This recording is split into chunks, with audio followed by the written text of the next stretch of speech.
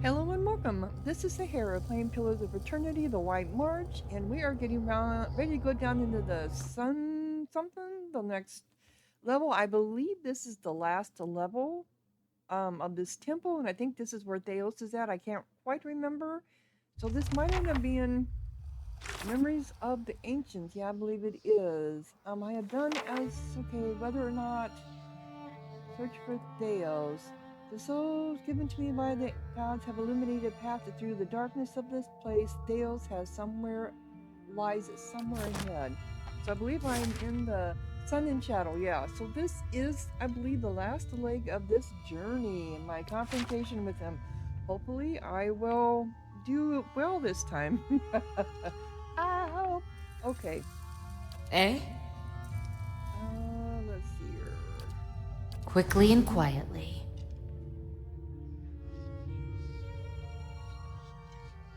Got it.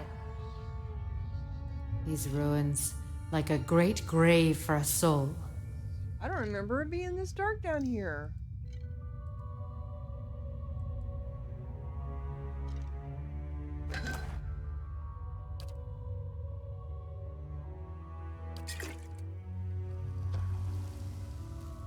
Ring of Syrian Flame.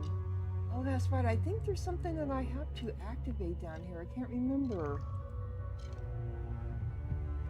I don't remember this being this bright.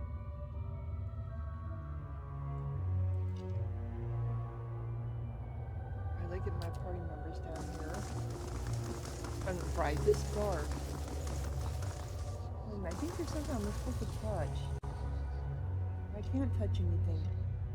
Oh, now I see him, but that's my pet.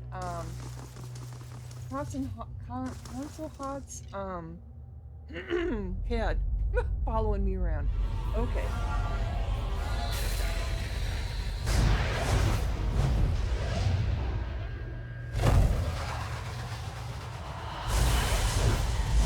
These are the souls. Okay. Lighting the way. Now I remember this. And I believe that's where he's at, is over there. Full of surprises, aren't you? Look at the size of this place. Many spirits stir here, edged with anger, violence. Can you do that again? I had something in my eye. Missed most of it. I laughed the last time he did that. Yeah, I think Dale's is over here in the middle. Yep, okay. So. No, I want this one. Is there anything I can see?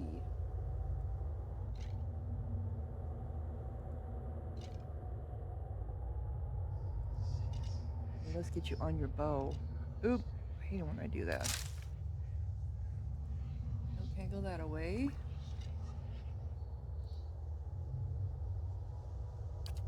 Bring my people up here.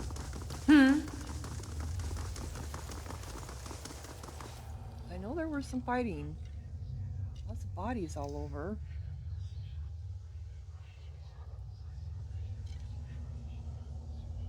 Aha, there is something moving around this shade up there. Okay. I don't think I had that long to go until...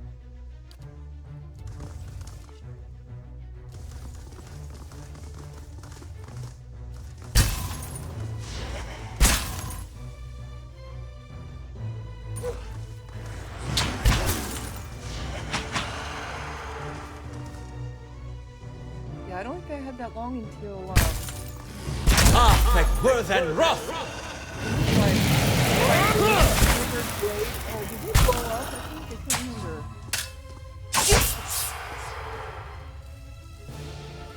Yay, damn, but you still killed them all.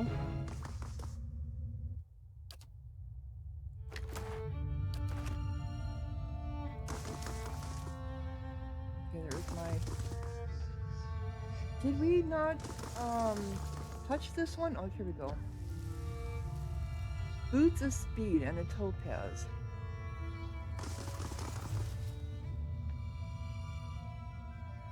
My eyes are peeled. No, I just want her.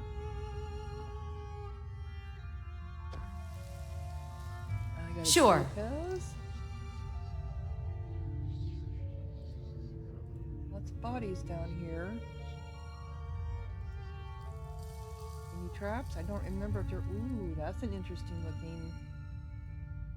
A dragon or a drake.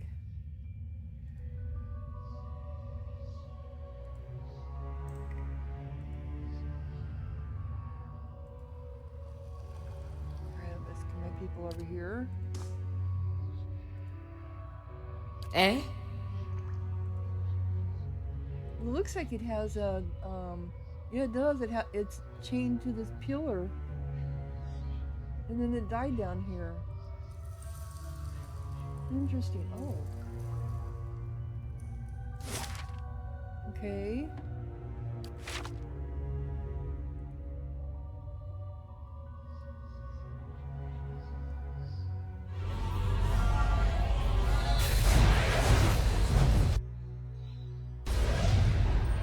Oh, okay. I ended up in the mess here. We have all these shades. Okay, you're gonna come over here. I'm sorry, you're gonna attack this one in front of you.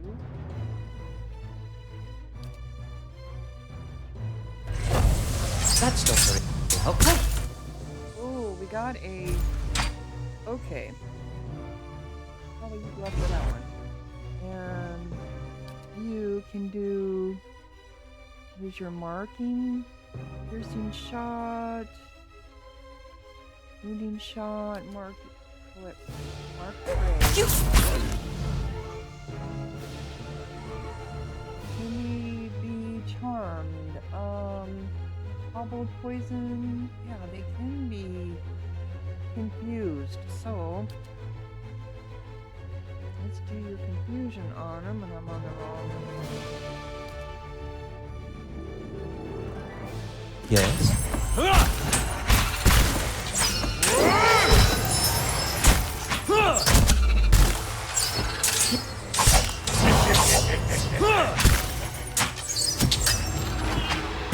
Alright, this was much easier this time around. Much easier. I remember this was a heck of a fight. Yeah. Oh, yeah, one more. This thing isn't doing.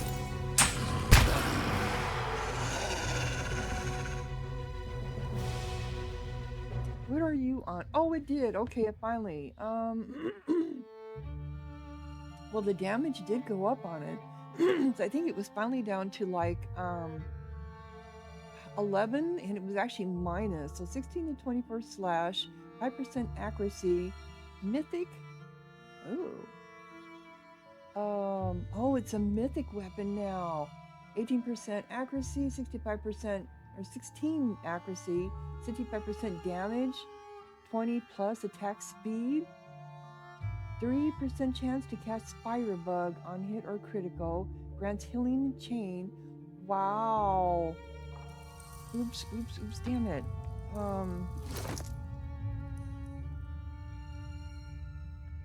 Grants healing chain.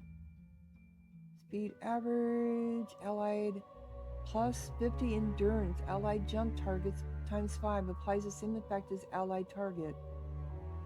I don't think I know what allied target is. Okay, so that is amazing.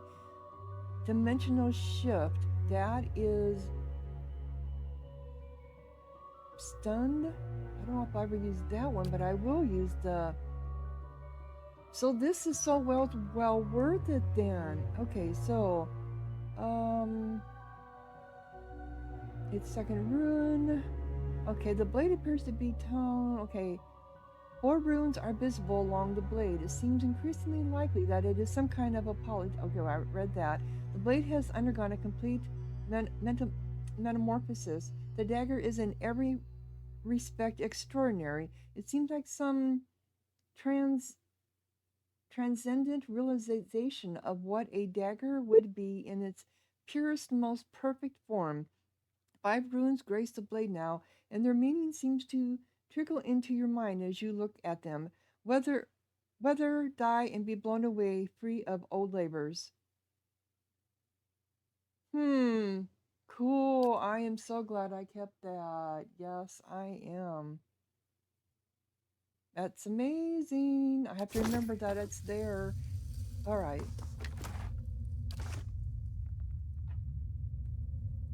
Yay. And I figured it had to have something to make it No worth problem. it. Okay, so this is... Yeah, that is pretty cool, that dragon. Okay, so what's in this area? Anything that I can see? Pick up?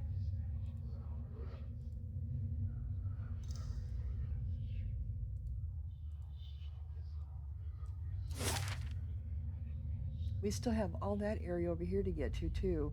I don't want to do the last... Yeah, I don't want to... If it goes to Deos's, I will turn around. Eh? Okay. Every time we find No a body, problem. are we going to have a fight?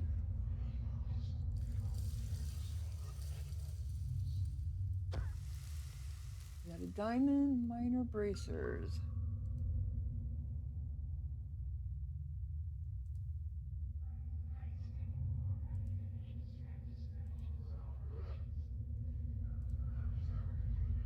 Ooh, look at that fog. It's like smoke. Not fog, it's probably more like smoke. Sure. Okay, something burning up here. Okay, we got another body. Oh. Wall.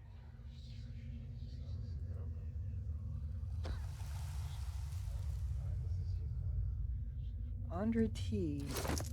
I don't need all this in my stock.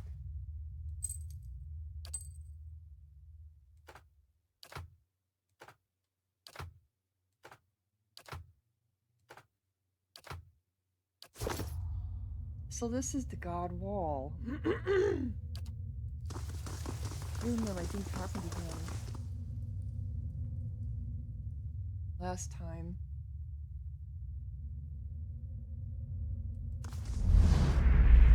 The shadows in the cavern suddenly lengthen and swallow you. When your eyes adjust to the darkness, you find yourself in the midst of what must be another vision. You are surrounded by mist. The ground feels springy under your feet. You imagine that as soon as you take a step, the soil behind you will erase all trace of your passage. As if on cue, the mist before you clear just enough for you to take a couple steps forward. You do, and the fog closes behind you. You continue for several minutes in this manner, one step at a time, never seeing more than the ground right in front of you. Eventually, rays of light cut through the haze, and you find yourself facing a canyon wall. Eater's head twists suddenly, as though something had flown in front of his face. What's that? Something whizzes past you. Just as you turn, you catch another whirl of movement. Out of the mist flits a shape, small and round. You think you see another and another. They tickle the corners of your vision. You turn back into the canyon wall. The sun shifts along its path. In what looked like a smooth rock face is the hollow of a cave. A figure steps out, its features shifting and changing before your eyes. This is Wall.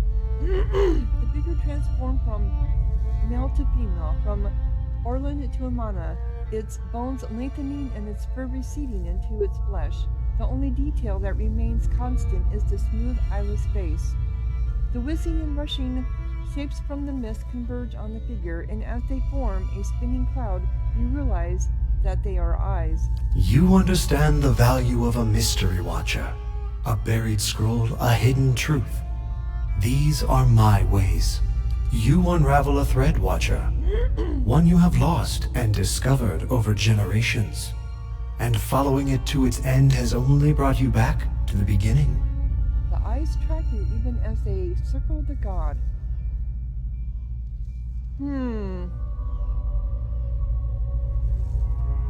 Have I been here before?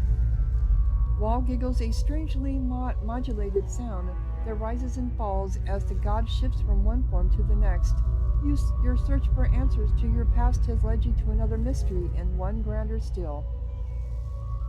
I'm here to stop Woodra from tipping the balance of power. My goal now is to see to the souls Theos is trapped. These mysteries don't matter to me. I just want to keep my own soul from unraveling. Another riddling god. Fantastic. Yeah, my goal now is to see to the souls Theos is trapped. Yes, but what would you do with them? A nebula of souls, blind and brimming with potential. The answer to Woodika's question and the beginning of yours. What would you do with them? Thunder clouds form overhead, casting shadows of movement across the canyon. Bereth wants them returned to the cycle. According to Helia, it's possible to restore them to Hollowborn. I learned from Gallowin, Magna, and Abaddon that I can use them to fortify other souls in the Deerwood. Rimgard, Andra, and Skian would have me dissolve them. Well, Bereth wants them returned to the cycle. To live out countless lives, each old existence lost to the new. The point is never the end with that last shuddering breath, but all the years that lead up to it. Even the gods require fresh mysteries. The clouds break, and the torrent of rain washes Wall's features clean. His blank face molds itself again and taking on the shape of something you've never seen before. So is Wall like the god above all the other gods? Because, I mean, we've heard of him, but yet the quests that I've gone on, none of them were Wall. Or Wall is the one... Okay, Wall is the one that they all fought against, the God Hammer. He is the one they killed with the God Hammer. Okay. Do not consign the souls to the fate of some god's choosing. You have found them. Now scatter them across existence, their destination known to neither god nor mortal. Let them be lost again, new answers to new riddles. Behind him, the sun downpour has carved new caves into the canyon.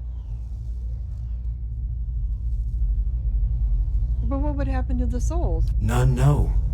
They could end up anywhere in the realms of gods or mortals, whole or divided. Discovering them again and charting their course through the ether will be a new mystery. And what end would that serve? No end, Watcher. That is the purpose. So there is another alternative.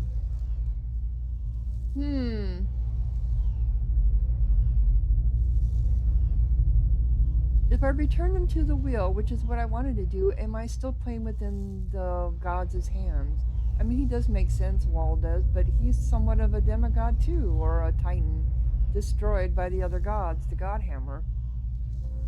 Well, he wasn't destroyed by the gods, he was destroyed by mortals, based on the God Hammer that was designed by Mangra, who was in cahoots with, she's in cahoots with two other gods. That is a word for endings, and this is but a crossroads. Even I do not know what you would choose. Shadows from the new caves melt and spread across the landscape, covering you in darkness. When the light returns, the vision is gone.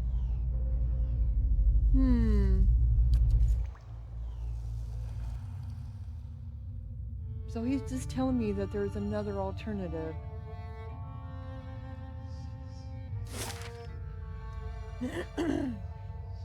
I know Deus is in here in the middle, and I can't remember if this takes me to him or not, or if this is as far as this goes.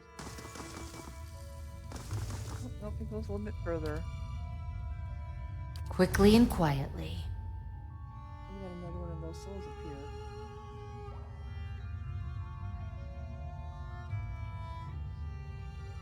Gonna have another fight? I would assume so. Yep, they're all around us. Okay.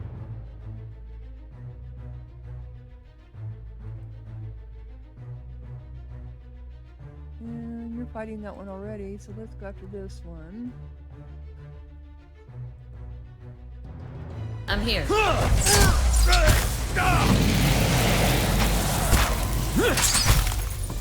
we got another dragon. Okay, we got another one. So...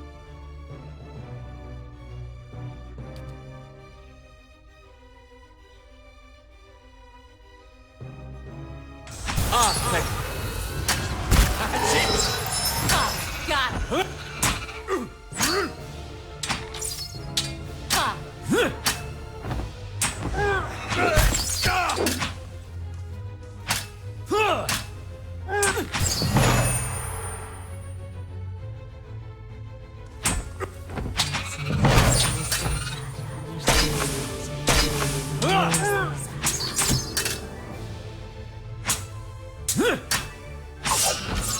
Alrighty. Yeah. Quickly and quietly.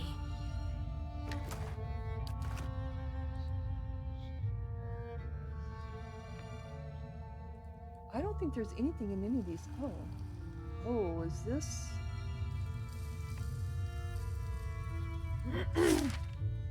Is there one more level here? This is the court. So this was the Guardian's Dome. This was the court. So there is, this is how you get into him. Okay. I couldn't remember.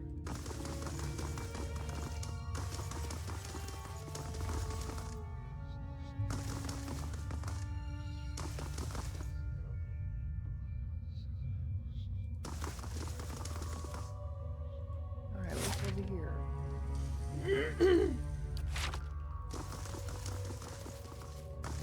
I think there was something.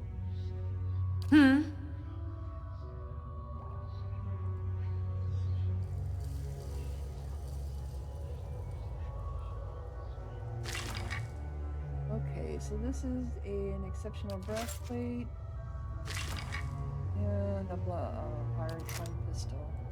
Yeah, this is just a dead end. Okay, I think there's something else.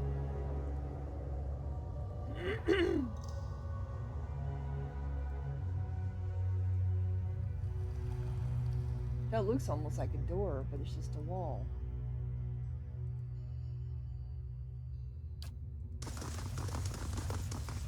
Yeah. Anything here?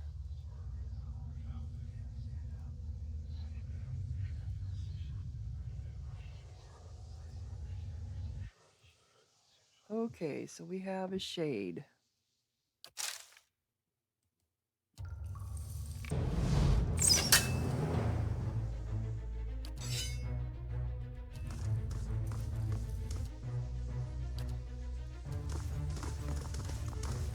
Couple of them, you know we're gonna probably. Let's go!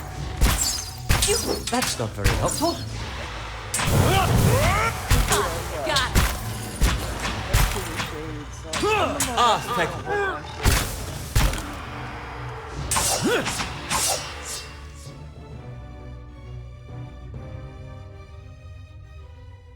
Eh? Let's see, we ought to be done.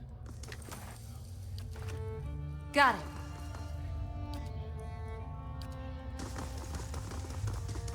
I shall be discreet. Know her. Quickly and quietly. Is there a trap? What is this? Oh, Maelstrom. Okay. You can't use it, but I'm sorry. Maybe she can, I can't remember. You know, and it's wondering why they're still giving you stuff here at the end of the. Of course, you're just getting ready for your confrontation with Delos. Okay, so that's in there. So I gotta go back to these other rooms. So they give you some scrolls, maybe, I don't know. Weapons that you may not have already by now, which doesn't seem right, but. Okay.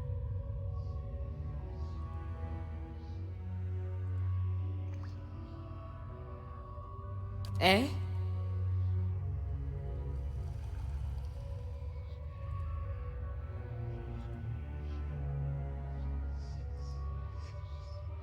Alright, so these are the stairs that take you up there. Okay.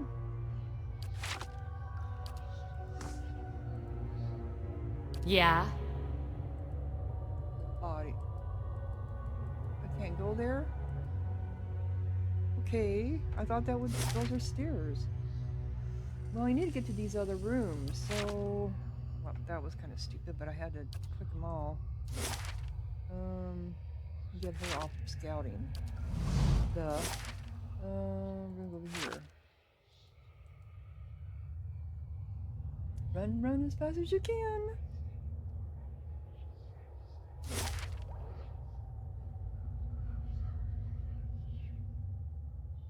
I think there should be a way to get in over here.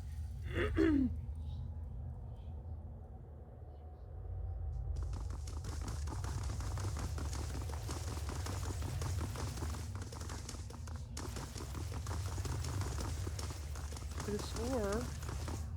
Maybe not. Is this it? What about all these other rooms? No. Oh, I guess we can't get to them. Let's see. No. They're just lit up. I think I did this the last time too. Well, at least I'm consistent, right? I mean, there's stairs going down to that area, so you would assume. Well, that's that tunnel. Right? Yeah, where the bodies are at. Sorry, I'm all froggy. I'm pretty sure that's what, yeah, that's that tunnel where the, yeah. So I guess this is it. Okay, this is where he is at too, I'm pretty sure of it. Should I rest? Might as well.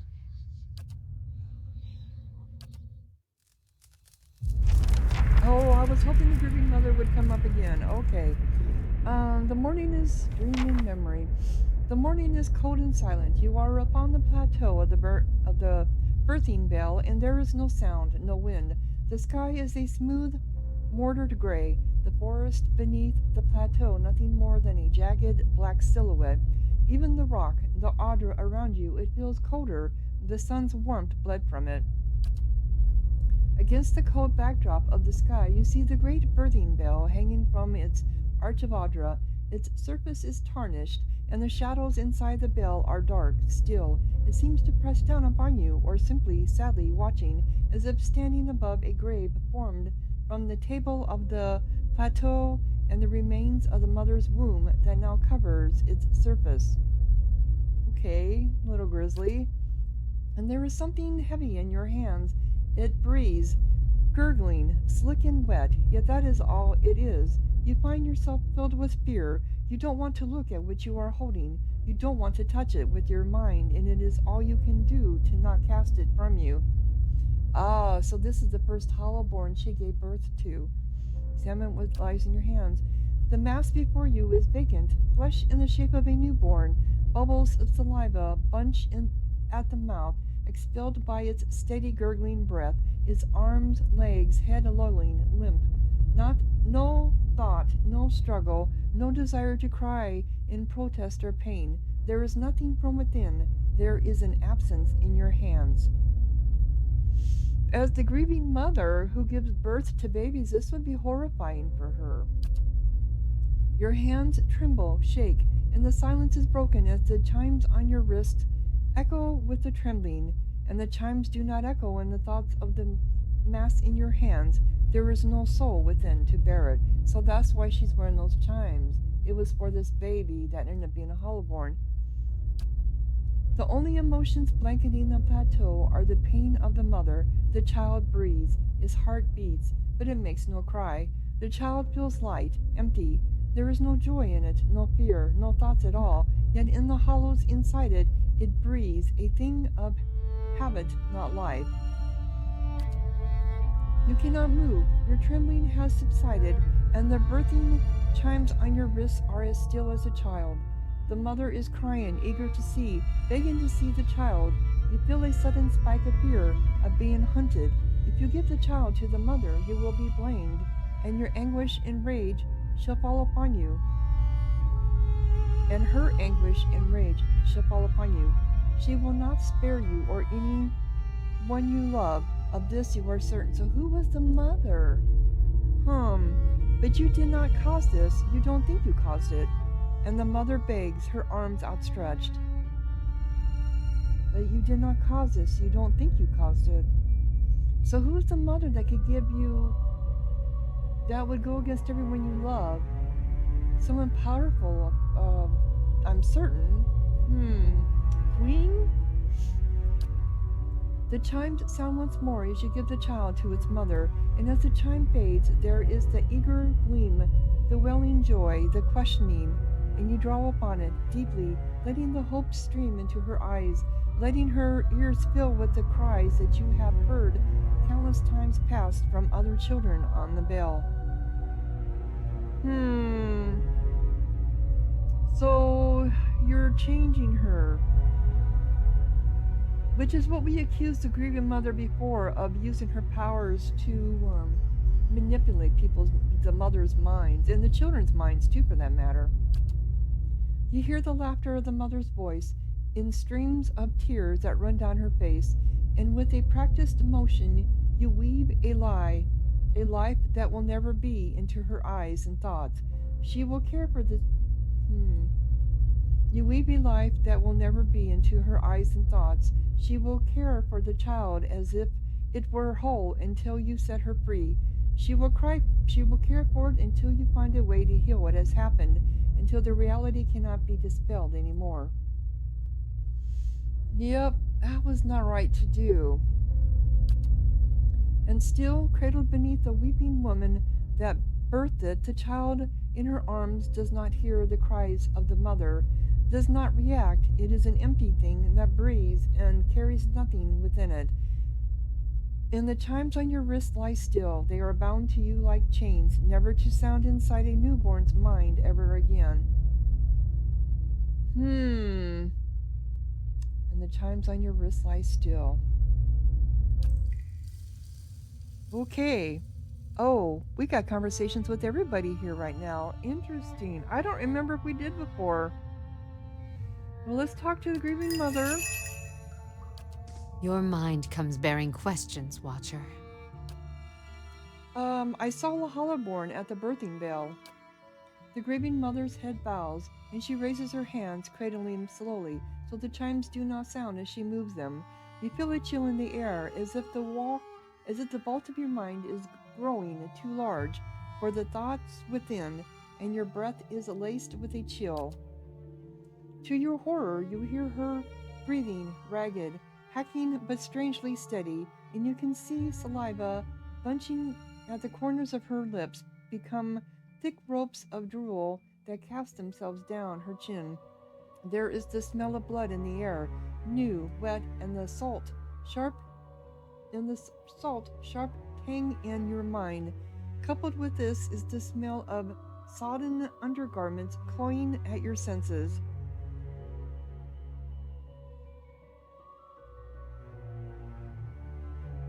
Take her shoulder, try and steady her. Stepping forward, your hand falls on her shoulder, and then you feel her begin to fall, rigid as a falling stone, and you place your other hand on her shoulder to steady her. Throughout, there is the horrid, steady breathing. Her clothes are wet, it is as if she is burning with fever beneath her tangled hair and beneath her threadbare robes, as if she has given birth. Well, you're not in threadbare robes because I've outfitted you, but anyway, with a slow hissing intake of breath, her head rolls back on her shoulders, her eyes pressed tightly together like the lids of a newborn. Yet past the lids, you can feel the piercing stare, vacant, cold, horribly. You sense nothing from her, not a thought like the Hollaborn you held in her memory. You know if you try and pull away now, she will vanish into herself and vanish from your thoughts, perhaps forever, and you have a terrible feeling that whatever connects the two of you will be cut. She is as helpless before you as a child, and you search your thoughts for a way to coax her to you. Imagine the cries of the newborn from the first memory when you met. Wake up, listen to me, listen to my voice. Share a memory of peace and comfort. Grab the chimes on her wrists. Your soul is strong. You were meant for more than this. Imagine cries of the newborn from the first memory when you met. Okay, so if I don't do this right, she's going to disappear. She'll be gone.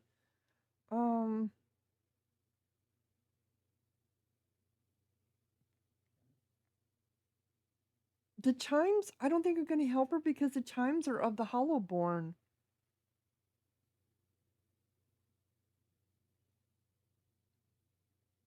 Your soul is strong. You were meant for more than this. She jerks slightly before you, then her head tilts, and the steady breathing breaks, and she gives a racking cry. I thought it was my doing. I thought that I had stilled it with my thoughts. The child. It was just a child. What was done with it? I do not know. I think you helped give birth to the child, then gave it to the mother. It was a reverse of the previous memory. The child was born dead. You helped give birth to Hollowborn, yet you made the mother think otherwise. Yeah, that's what you did. You helped give birth to a Hollowborn, yet you made the mother think otherwise. Her breathing is steady again, but there is a life in it where there was not one before, and her emotions are building in her, apprehension, confusion welling up. She seems afraid to do more than simply be aware the memory is there. It was not the last Hollowborn on the birthing bell, and never again did I hear a child's cry. You have found a death within me, one that many women have borne within them. You have found a death within me, one that many women have borne within them. The words swirled with impulses and weight, spiraling around her, and you feel as if you are being dragged into it. I sought to serve women in need, and instead, my hands ushered no new life. What happened next, I bear the responsibility for.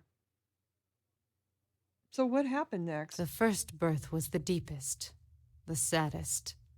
Nothing I could do could find the child's spirit, guide it to him.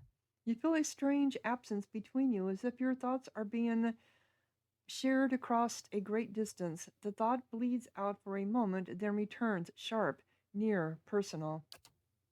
I could not understand what had happened, what I might have done. I feared No, I could not dwell on that thought. The child was always there, always a reminder of what had happened, a marker. I made her care for it. I made them all care for it, until I could find what had gone wrong. But the Hollowborn, it wasn't your doing. It happened elsewhere. Little word of the outside world reached us. It was enough time for rage and pain and grief to guide hands.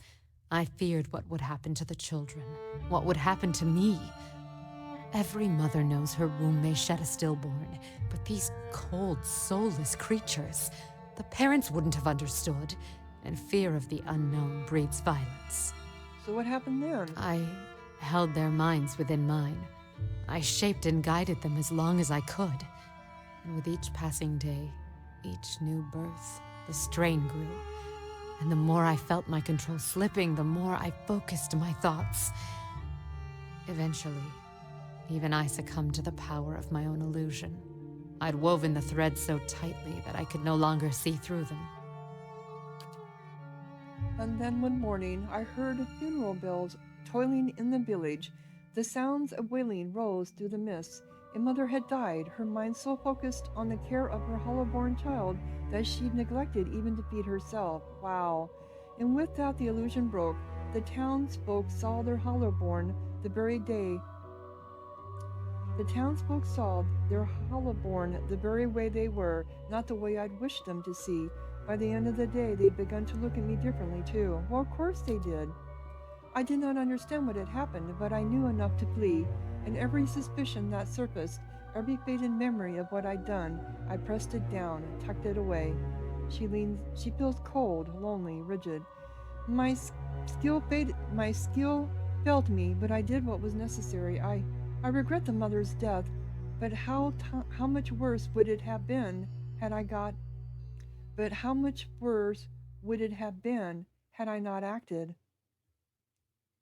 Protecting innocent lives is worth many price. You inflicted your will on the townspeople. That was wrong. Yeah, yeah, very much. There were other ways. You could have sought outside aid for the children, or bled if you'd feared for yourself.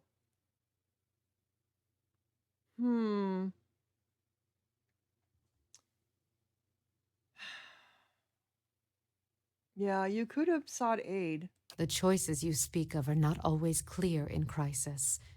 Not in that heartbeat when the first mother begged for her child and I had to decide what I would give her. How could I have known where that path would lead, or that there were others seeking the same answers? And even so, that hesitation would have cost a young life. The right thing is not always easy, and yet if we can redeem the lost children of the Deerwood, our struggle will be worth it.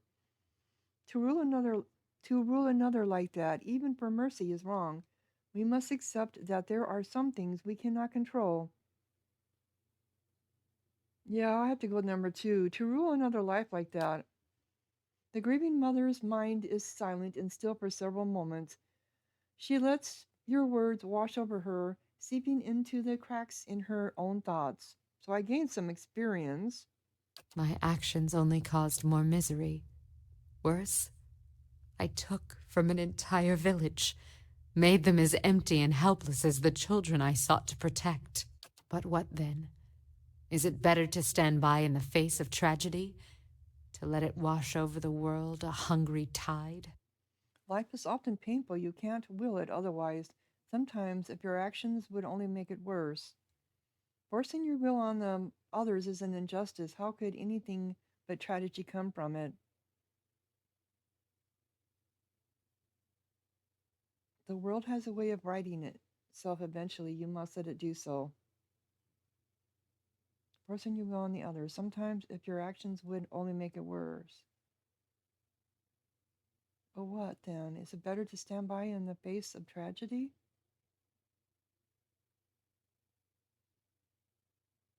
Sometimes, if your actions would only make it worse.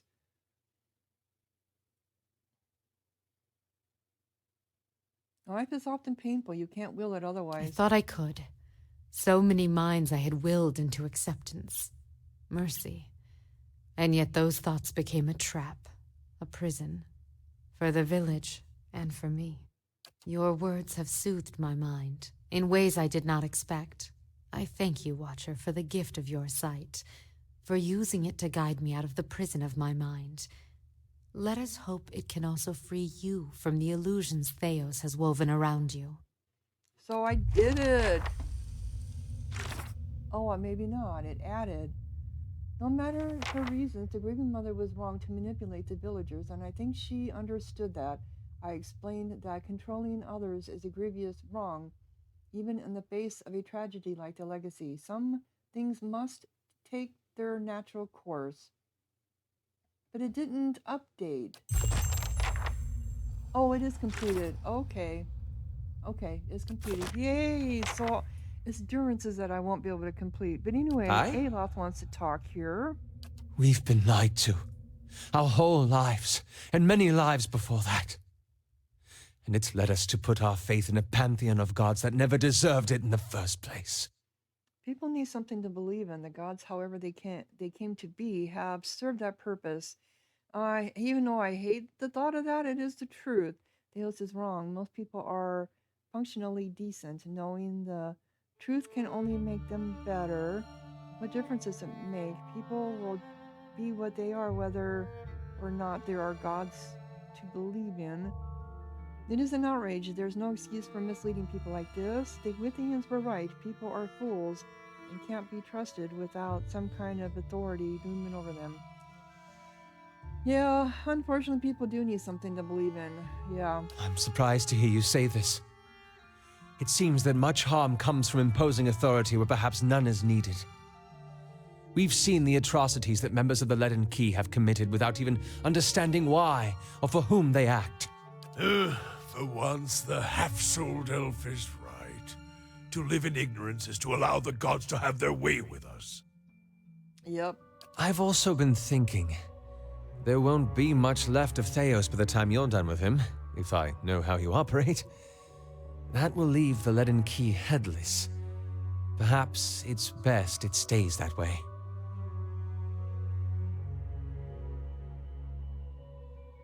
No, someone should fill that role. Why should someone fill that role? But someone's going to find it anyway. Someone's going to fill it regardless.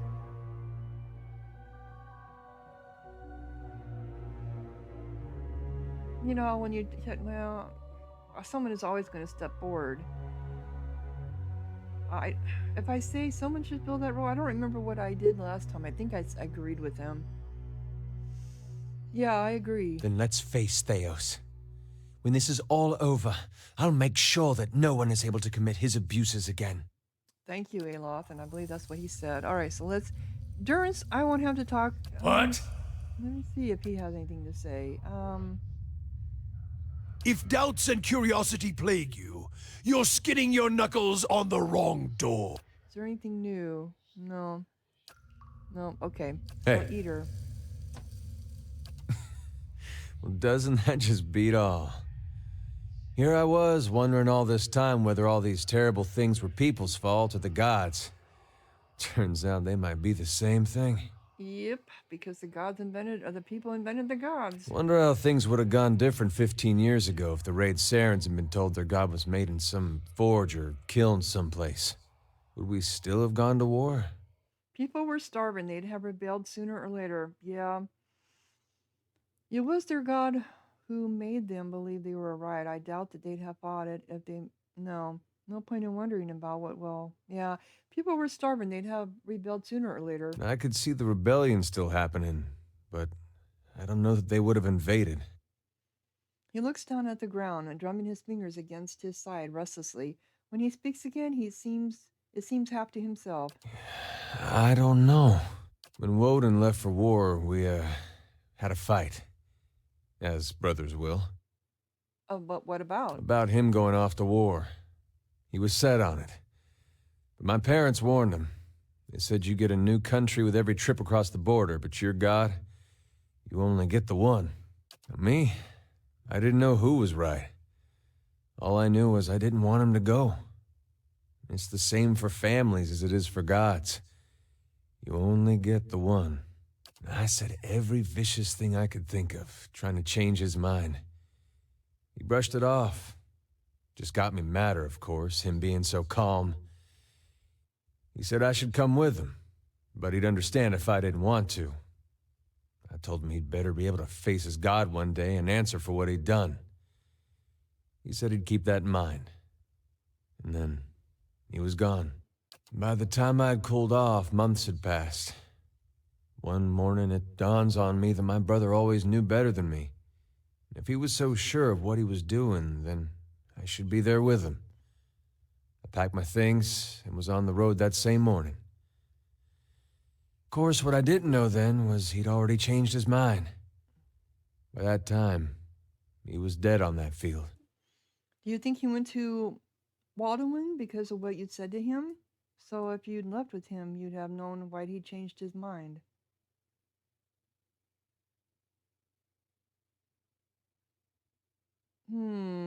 So if you left with him, you'd have known why he changed his mind. Do you think he went to... Yeah. If I'd have left with him, we'd both be dead, so I don't know why I bother thinking about it. That's true. I found my own way in the end, and it wasn't my brother's and it wasn't my God's. I don't know if it was right. But I couldn't abide what Wydwin was doing to his own, God or not. I don't regret it. Whether Wydwin was Aothis, well, it hardly seems to matter after what we just heard. And all these questions I've been trying to figure out. I think I just miss my brother. He smiles faintly, and when he breathes, the air seems to flow more freely through his lungs. Do you think he went to Waldwin because of what you'd said to him? Crossed my mind. You live in a place like Gilded Vale.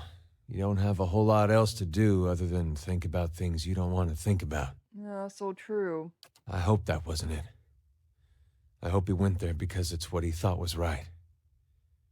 But it seems I'm not meant to know. No, unfortunately, Ida, you're not. Still one more mess we gotta straighten out. Come on, then. I still owe you one. Okay. I know there's a lot of conversation. Oh, yeah. There's a lot of conversation with Dales, too, if I remember correctly. So I'm going to go ahead and close down this episode. When we come back, we will be confronting him. Yay! So if you're enjoying, quick like, leave a comment, subscribe, and thank you so much for watching. Sahara out.